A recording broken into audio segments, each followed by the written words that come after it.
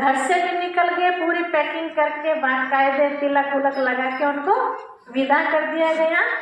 लेकिन एरोड्रम पहुंचने से पहले उनकी गाड़ी में खराबी आ गई। अब एरोप्लेन तो अपने टाइम पे उड़ेगा ना, इंतजार थोड़ी करेगा किसी का।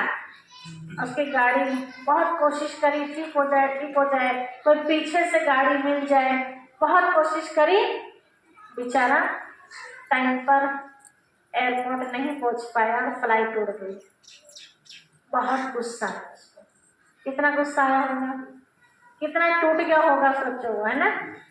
भगवान को बहुत दोष देने लगा, अपने इष्ट देवी देवताओं को उलट सुलट बोलने लगा और गुस्से में घर आ गया वापसी।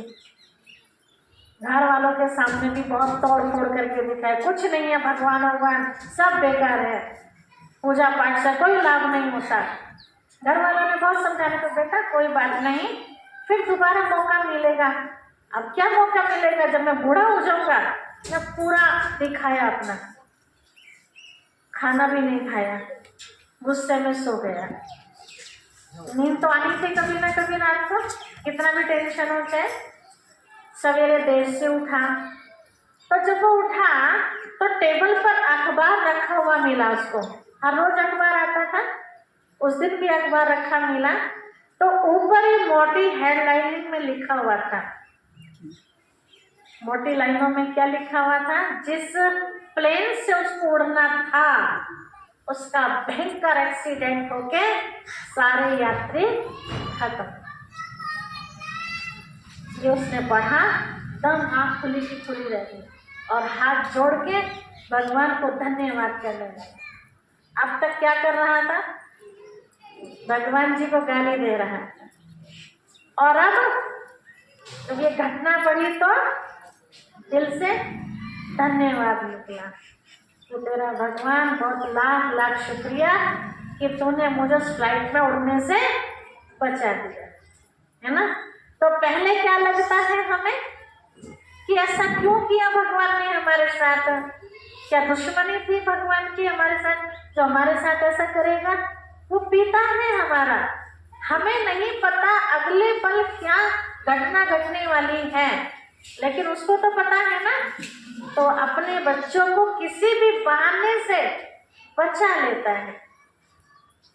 तो ये बात हमें हमेशा याद रहे।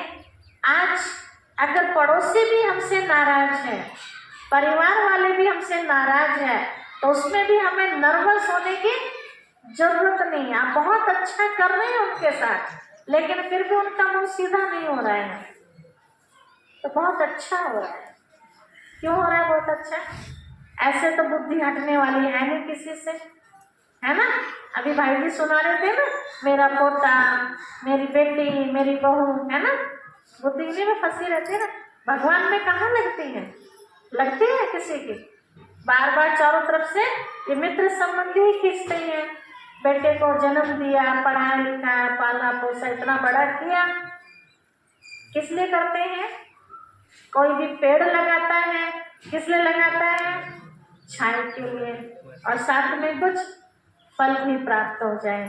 ना फल मिले ना छाया मिले, वो पेड़ कैसा लगता है, ऐसा लगता है इससे अच्छा तो हम ना बोते ना होता।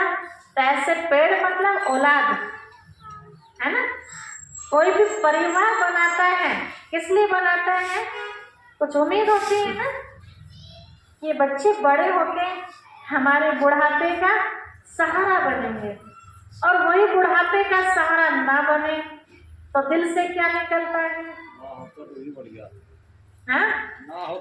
ना होता तो तब अच्छे, सबर तो रहता कम से कम कि हमारे है ही नहीं। और ये देखा गया है प्रैक्टिकल कि जिनका दुनिया में कोई नहीं होता ना, उनको मदद करने के लिए 4 लोग खड़े हो जाते हैं।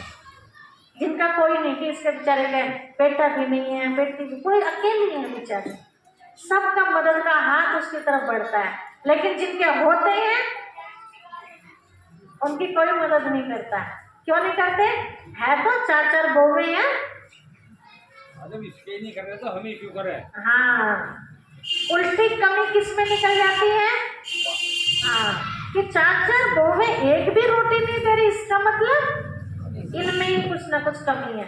चाहे कमी ना हो आप में, चारों बहुएं चाहे नालायक हो, लेकिन फिर भी किस में निकलेगी? समझ रहे बात को? तो इसीलिए आज के समय सुखी कौन है? आज के समय सुखी कौन है? कौन है?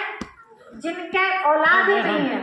आज किसी को भी देखो दृष्टि घुमा के, उन्हें कोई परवाह ही नहीं है कि बेटे को मकान भी बना के देना है ना। अब बेटे के भी बच्चे हो गए हैं, उनको भी खिलाना, उनका मुंह मूत भी करना है। नहीं करेंगे तो रोटी के लारे, है ना। रोटी का सब देखना पड़ता है ना। आप अकेले हैं तो आजाद है, आप कहीं भी जा सकते हैं, कितने दिन के लिए भी जा सकते हैं। कोई आपको रोकने वाला है? कोई रोकने वाला नहीं। आप आजाद पंछी हैं। और जहाँ बंद के पिंजरे में चारों तरफ से टांग खींची जाती है, मरते दम तक भी। अब बच्चे बड़े हो गए, बच्चों के भी बच्चे हो गए, तो हम तो फ्री हो जाने चाहिए। फ्री होते हैं क्या?